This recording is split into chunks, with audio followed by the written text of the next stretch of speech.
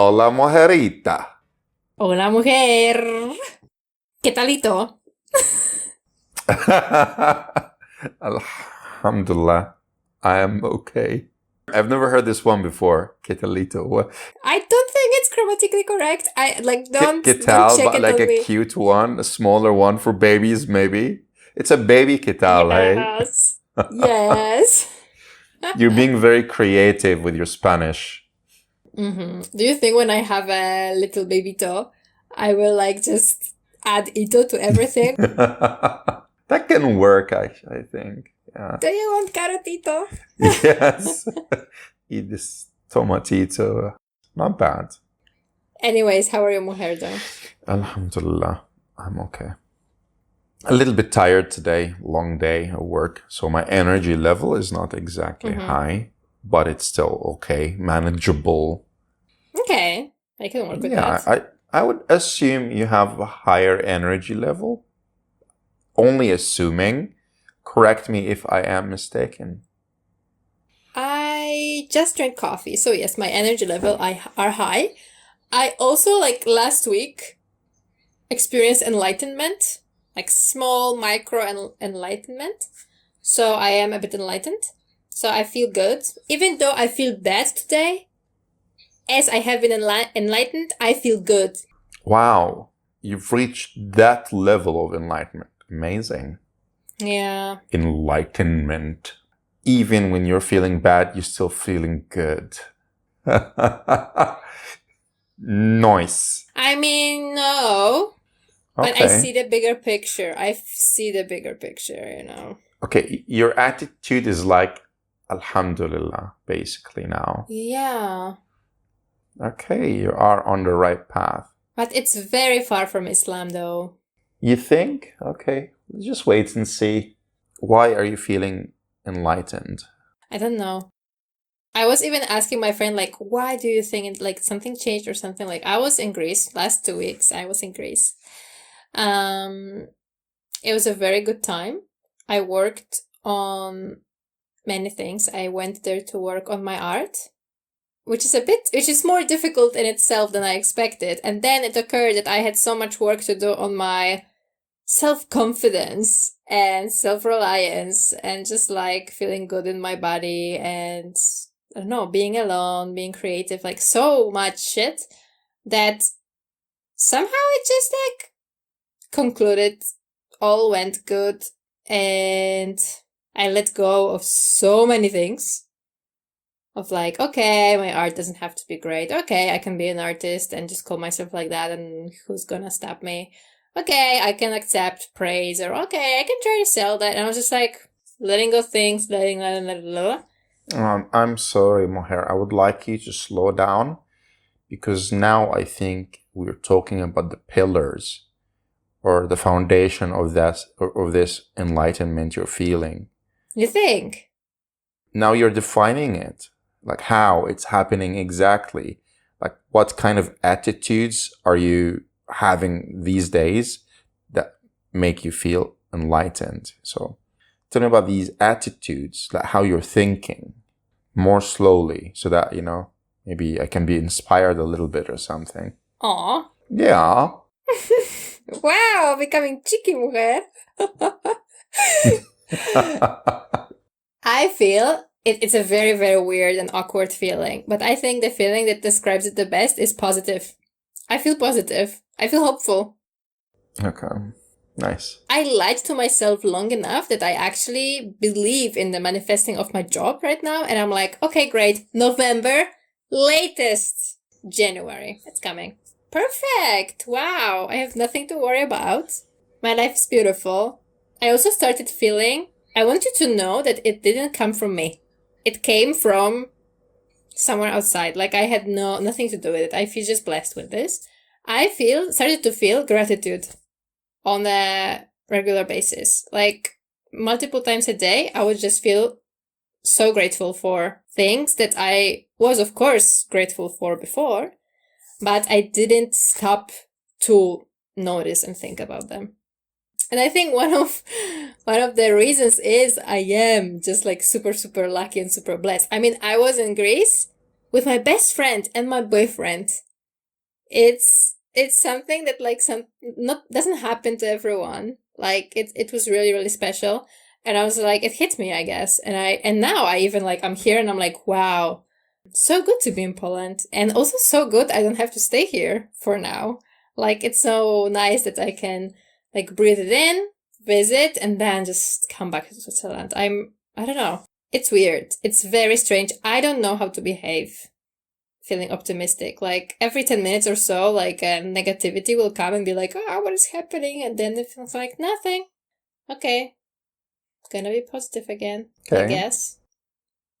Is it slow enough? Is it understandable enough? Kinda, yeah. You're being optimistic. You're being positive for external reasons. Yeah.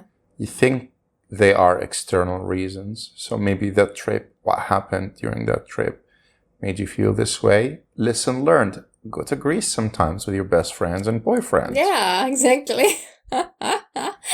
Worth investing so much money to yourself from time to time just to have a No, it's nice. little miracle like this. And I somehow feel safer in a way. Okay. Which is weird because nothing changed. Nothing changed. I mean, only my bank account balance changed and like to lower. So it's actually not a good change. But I feel safer somehow. I'm like not thinking about. Yeah, it's the attitude, you know. But I didn't make it. I didn't change my attitude. The world changed my attitude. I don't know. I mean, things happen. We do things. The world also does things to us, and they collide in a sweet spot that make us feel, well, up or down. So I'm glad it's up. That's nice. Yeah, I guess now it's my little time up. Yeah. Now, let's take it. Let's celebrate it. Alhamdulillah, very nice. Positive times are here. Yay. Yeah, do you sometimes feel that though, that you feel positive and it's such a alien feeling and you don't know how to unpack it, let's say? Do you feel like it's not really real? Okay, I think being too optimistic about a lot of things would be a little bit unrealistic. I like to think of myself as an optimist, actually, but only when it comes to the grand picture. Like, it's gonna be okay eventually. Like, maybe you don't have money today. It's okay. It's just a matter of time until you have money again, you know? Maybe there are some goals that are reachable, but you have not reached yet. Like, it's okay. It's just going to take some time and you will get there. Like, I don't know, you want to get married, you want to have a family. I'm like, okay, you could be 28, 29. It hasn't happened yet, but it doesn't mean, I'm sure it will happen. It's just a matter of time, you know? Well, of course, I'm not going to say that if you're 50. Yeah, then I'll wake up from that, you know, optimism. But, so maybe a realist. Yeah, but I like to think that a lot of the things that we want can actually be achieved. Like, I believe that, sure, you do not have money now, or you're not making money now, you're not working much now, but I believe that will change. And I'm certain, I just believe it, because that's how life works. So you could see that as a positive way of thinking. I mean, I cannot be like, oh, she will never find a job. She will never be making money. That's ridiculous. Of course you will find. Like, it just happens. Things happen like that, you know, ups and downs. Sometimes, I know, being up stays long. Sometimes being down stays a bit long, but everything changes somehow. So like when it comes to things like that, I like to be positive, but I also like to accept reality. So if you're telling me you're having, I don't know, brain cancer, I'm like, okay, you're gonna die. Sorry, but like, yeah, it's sad. Yeah, a bit maybe more realistic, but not so much. Still, I like to think that I'm positive also. Yeah, most of the time, or at least kind of neutral in a very weird way. Like, this can happen, but it's gonna be okay, inshallah, you know? Yeah, I think you're maybe not optimistic, but you're very positive. in talking about the future. So like you assume and hope for the best outcome, but sure, like it's a matter of chance. Like no one knows what's going to happen really. You always say those things like, Yeah. you know what, maybe the hurricane comes or something. Like, you don't know. People die every day, you know, you don't know. But you really hope and you really wish the best. Yeah, of course. Hoping for the best always. You know, I mean, it's you not, of never course, know, for really. everyone, you know? Yeah. So that's how I tackle this positivity optimism thing. You reminded me about something that I wanted to share with you also about this enlightenment mood. I think I was holding to the idea of me being a loser somehow so much. Like I was thinking that it's unbelievable that I can't find a job so long. I was like, I couldn't forgive myself for trying to look for it so long and not being able. I was like, that must be something wrong with me. Even though I knew this happens, I was like, I couldn't realize it on a heart brain level. I don't know. And I think last week, I don't know, like for no reason, just like with thought process, I understood that it can happen to everyone, really. Like it's just something that happens sometimes. And it's not killing me, it's just a bummer. And like, I didn't do anything to like deserve it more or less, or like I'm not doing things wrong necessarily. It really might be that there is people like me who really just made a mistake or made a decision that deleted them the opportunity for work, and now they can't kind of get back to that. And that's really happening. And there's people like that, and they're of different ages and stuff, and like there's nothing cursed about me or my situation. I'm just like, okay, I'm not stupider or dumber or like less lucky or whatever. It's just like that's life sometimes, and that's how it is. And I think I really understood it only last week, really.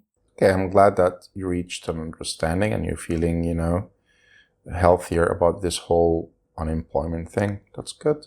Yeah. That's how it should be. I mean, of course, it doesn't feel good to not have a job when you want a job. Of course, if you just want to, you know, travel and chill, sure, have it this way. But when you want and you can't, we get desperate, unfortunately. Yeah. Like, I come from an economy where unemployment is a problem. Like, I remember a long time ago, ages ago, maybe I was 19, 20, I was getting interested in travel. I started, you know, reading a lot of travel blogs back in the day, watching some people on YouTube talk about their travels and how they traveled. And a lot of those white people always started their videos, I quit my job and I went to travel the world. Oh, yeah. What the hell? Why would you quit your job? Like, having a job is a good thing. Because, like, it's a thing that a lot of people complain about and talk about back home. They cannot find a job. Sure, they could find something, but it's never the thing that they want to be doing or the thing that pays even okay. I have an uncle. I love him so much. He's a teacher. He's working now as a teacher, and he's been for maybe the last 10, 15 years. I have no idea.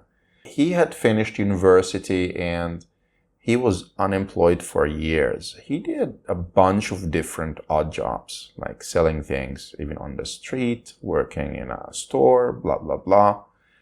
And I think the first time he got a job at a school was in a really remote place, a very beautiful place called Dahab. It was kind of, I don't know, like a lucky coincidence how it happened. But he was like 28. And it was the first time he got like a kind of a stable job. And from there, you know, it got better mostly. Yeah, like so far, you know, so far so good. And he's been doing okay. But like I remember like he was, you know, like getting close to 30 and he still had not really had like a proper job for a very long time. And my grandpa was supporting him. But he was sending his CVs or resumes, however you call them. And he was trying until something, you know, happened. And he would have periods sometimes when he's not working at a school, but he's tutoring students because now he has experience and he has some contacts.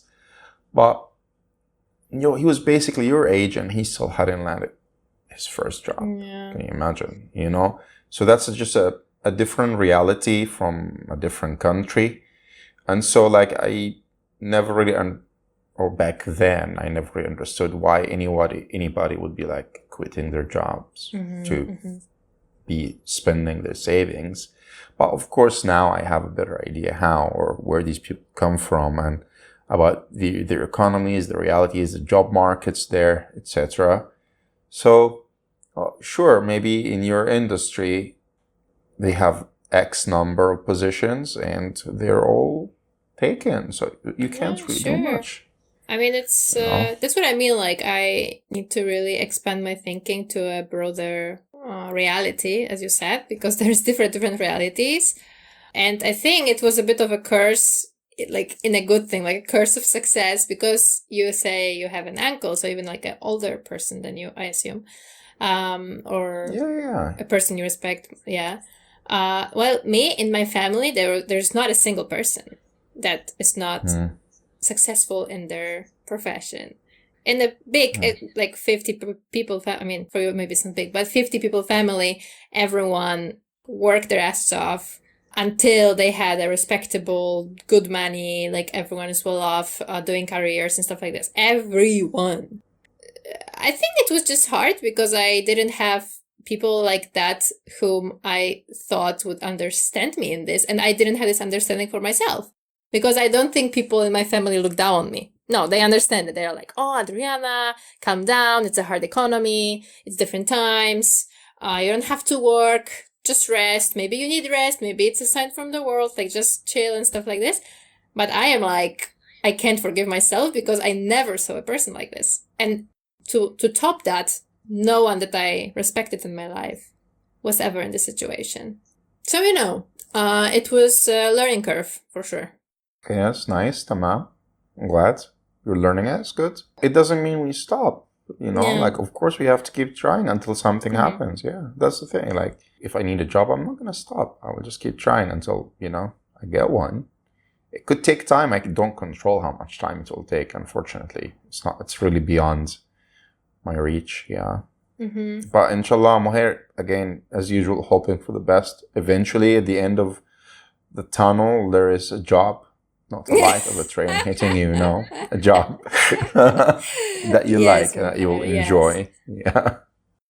I really manifest it more and more. I think this week, since I'm in my parents' house and I'm having a bit of more control here and stuff, and since I'm still feel a bit grounded from Greece and like my art experience, I will freaking make a manifestation board, I think. I will print that shit out and I will make my dream job board and I will put the stickers on and I will just burn a Palo Santo around it or something. There is stuff that I don't believe in that people call the power of positive thinking. But it could work. I don't think it will, but it could.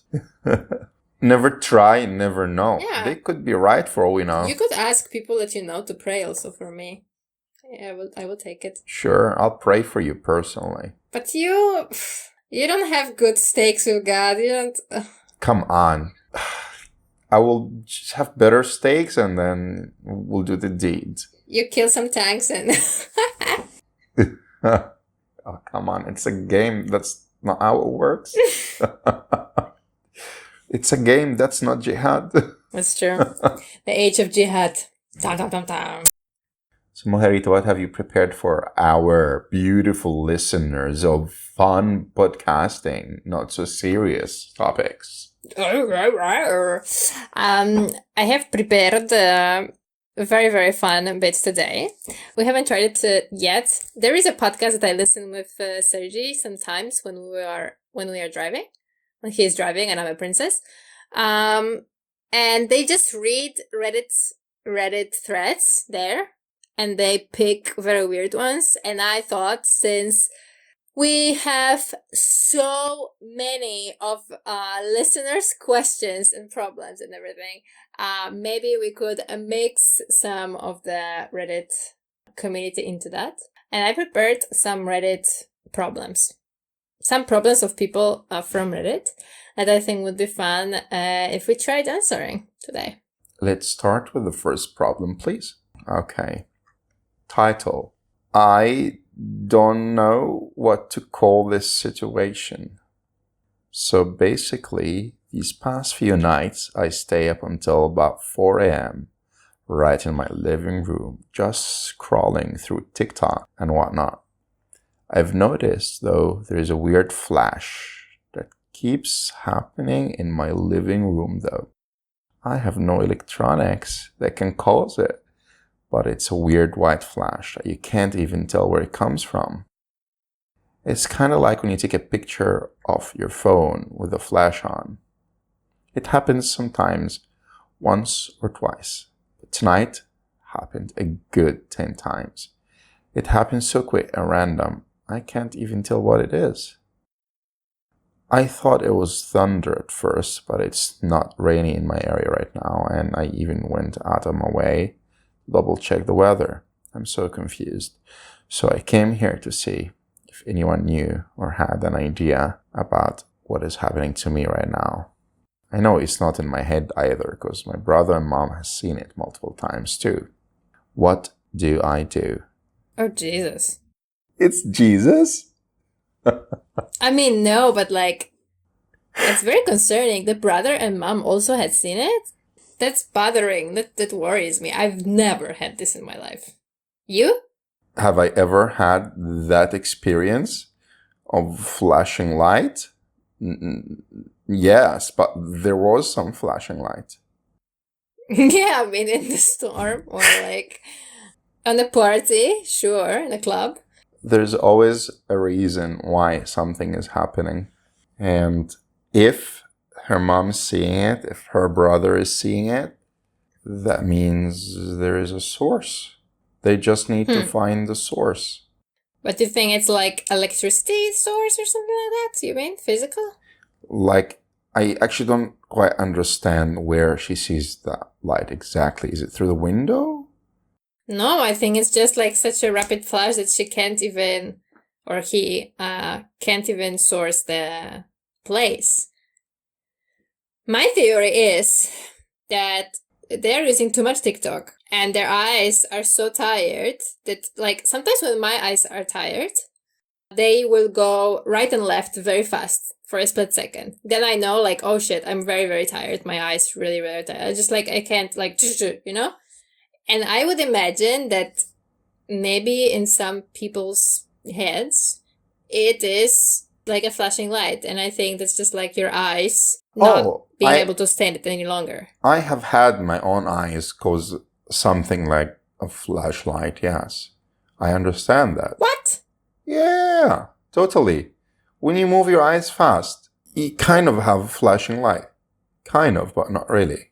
If you're staring for a very long time on the screen and then you put it away, I don't know, like, but sure, your eyes can actually, no, your eyes can actually, like, when they're tired and strained, you can see things like that, sure. But if all of them see them at the same time, well, I know it's not a ghost, and I believe... No, but they don't see them at the same time. It's not Jesus either. They see it also. I would conduct an experiment. Like, the moment you see the flash, you run to your mom and to your brother or sister and ask, did you see it too?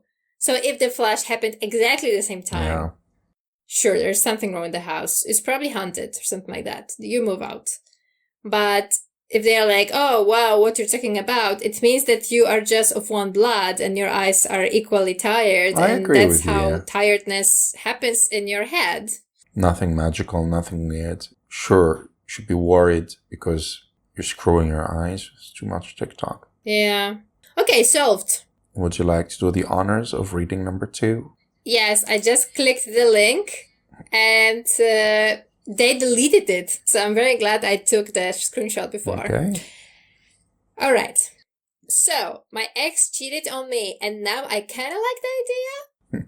So a year ago, my then girlfriend cheated on me and we broke up. I was hurt for a few weeks, but slowly I've started to like the idea of hot wife cuckold dynamics, and especially if it involves cheating fantasy. Don't get me wrong, cheating sucks. In this scenario, it would be consented roleplay, not actually cheating. Is this some sort of coping mechanism, or have I discovered a new side of me?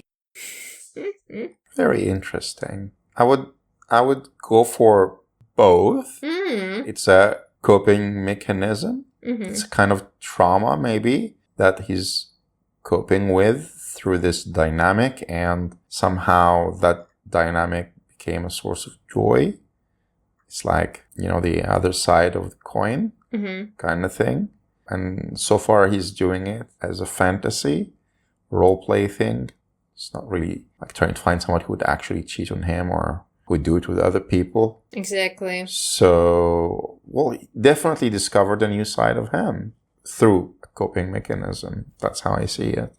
And if he's happy, good for him. Why not? I see similarly, but like I don't really see how it's the coping mechanism that much. Like I don't see that connection. I'm not a psychologist, but we all know that I'm actually very good in psychology, though. But I think people have so different kinks and fantasies and whatnot that this is not weird at all connected to anything. Like I understand that cheating is exciting for some people. That's why they do it sometimes, right?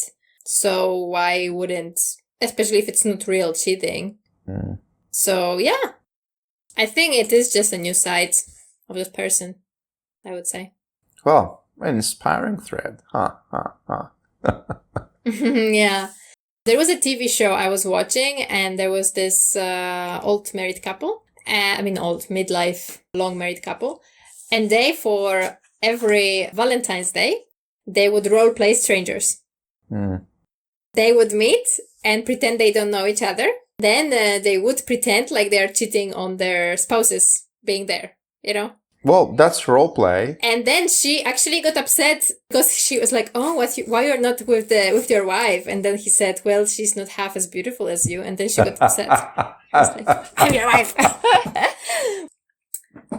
But I understand people use this role play even married and not doing this. So, like, I think that's safe. Whatever, keeps things exciting, I guess. Yeah, as long as you don't cross the line of actual cheating, right? Like, then it would be a bit. Some people have too much. Open marriages these days. Then it's not cheating, mujer. Yeah, exactly. Okay. All right, let's see the third one. Go for it. I'm graduating high school tomorrow, and I really don't want to go. My graduation is tomorrow, and I just feel like Alex from that one scene from Modern Family where she does not want to go to her graduation because she does not want to leave the comfort of school. I feel exactly like that. High school, even though hard as it was my safe place, and now I have to leave and learn adult responsibility so fast with no preparation or anything. I just don't know if I should go. I cannot relate to this one, so... What do you mean? You couldn't wait to jump to adulthood, or what do you mean?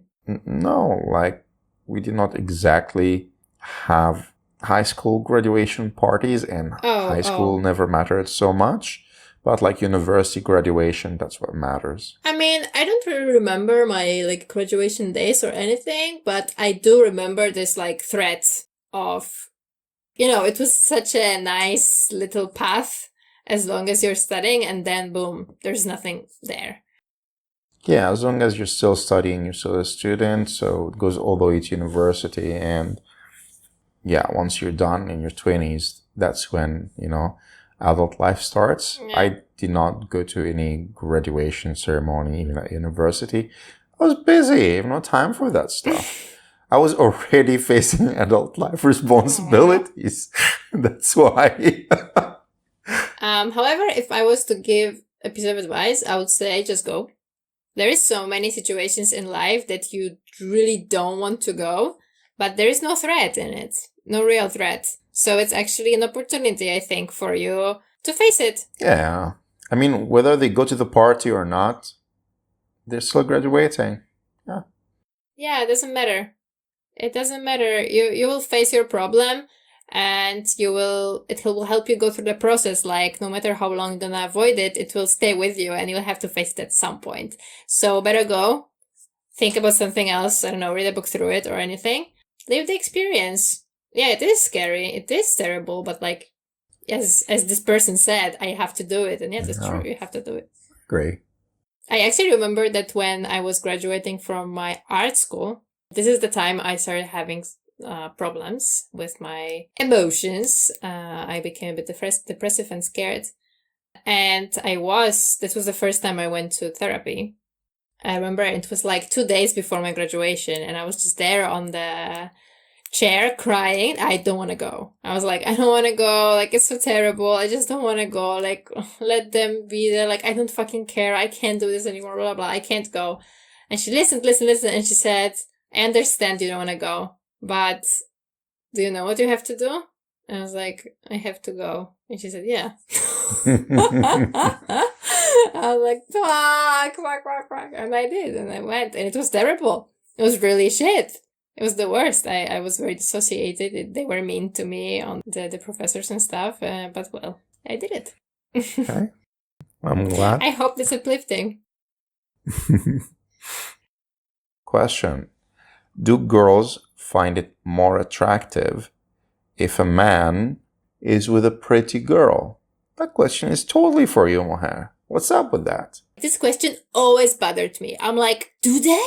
Because I don't think, like, what? No. I never am attracted to, like, the body count or men having, like, a resume with, like, amazing girls or something like this. I think I would rather be with a guy who dated not cool girls before, because it means he is a healthy person and he just wouldn't settle, and then he eventually found me, the most amazing, healthiest person on the planet. And then we could create a healthy relationship. So that's usually how I found it. Like, oh, if someone is single, it means they didn't have a mindful relationship yet. Okay. I don't know. I'm not so sure what the person here means, but maybe they mean if you see a man with a pretty girl, you don't know if they're together or not, but does that make you interested in that man? Ah. Does it make the man look more attractive? Well, let's reverse it. If the girl is with a very, very hot guy, does it mean she is more interesting to you? No, but if she's hot, then she's interesting. So I think the answer is no. No. It doesn't matter who are they with. I don't judge people by people they hang out with. What is this? I've heard some people say before that everyone likes a challenge. So some people would be more interested in you if they think you're maybe unavailable. So they would, be intrigued, or maybe available. They're not so sure, so they will try. I heard that some girls like married men for reasons beyond my understanding, but I don't really know how this whole thing works. I understand why some girls like married men.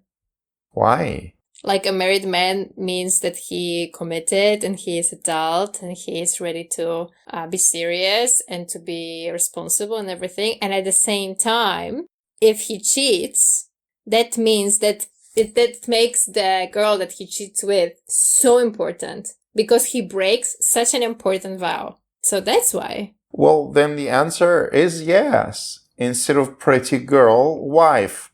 Pretty wife, Okay, yeah, I think so. I think a married man is more attractive than, like, a non-married man in general. Wow, yes. Okay. Good to know. I wouldn't go for it, of course. Like, I wouldn't go for it, but, like, if I marry, my boyfriend and then husband will, I think, become more attractive for me.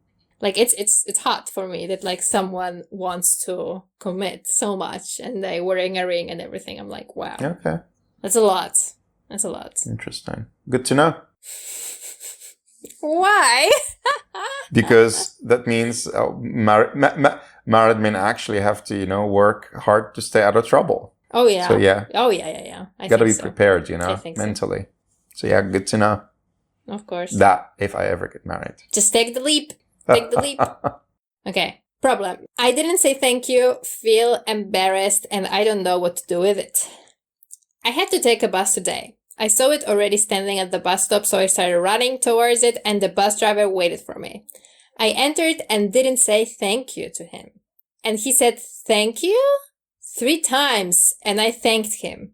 He looked angry and pissed. Okay, so she didn't thank first and then she said it 3 times. Okay. Then he asked for it. It was embarrassing. I faced the door the whole time because I didn't want anyone to see my face. Today I had worn bright colors and perfume, but what I forgot to carry were manners and social class.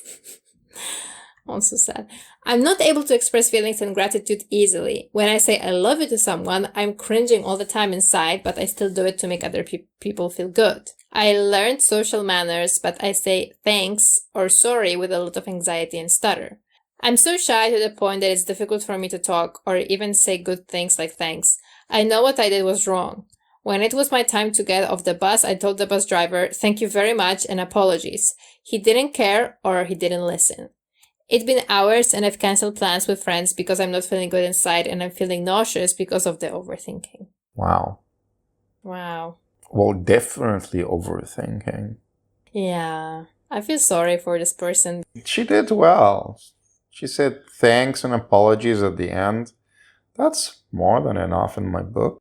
I personally am used to saying thanks to people who would serve me in different ways, and it comes automatically.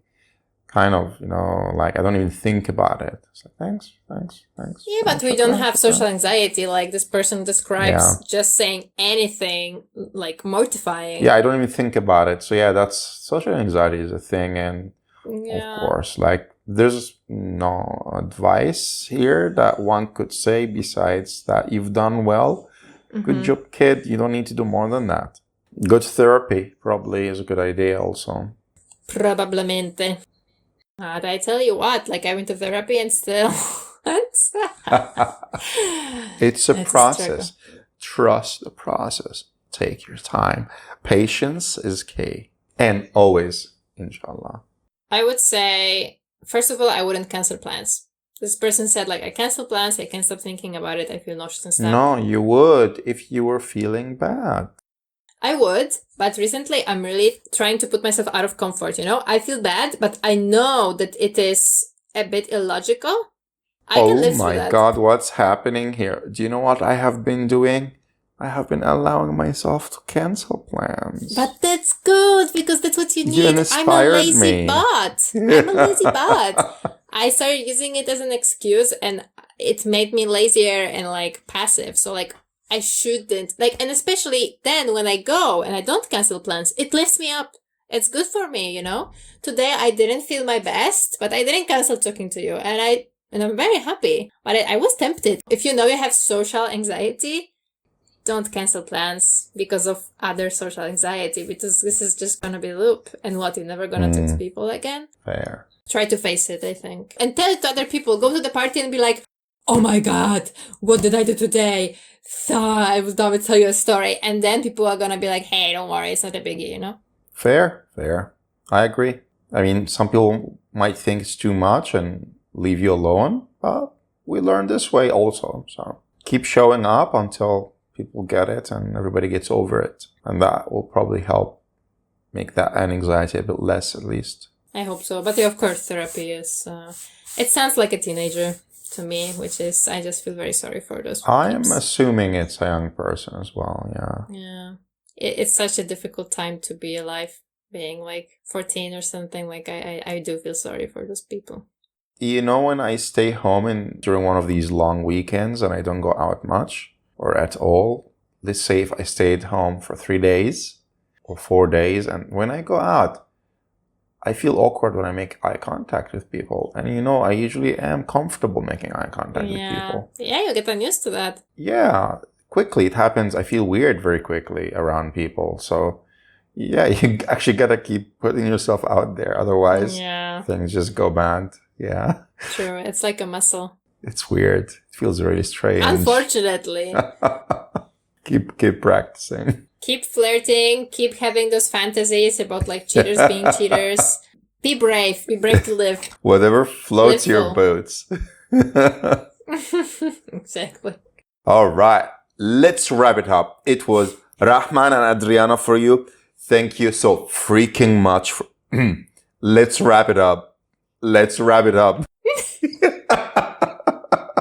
And it's Adriana and Rahman with Rahman I'm Adriana. sorry. You change it. Let's I noticed. wrap it up here. It was Ra and Adriana for you.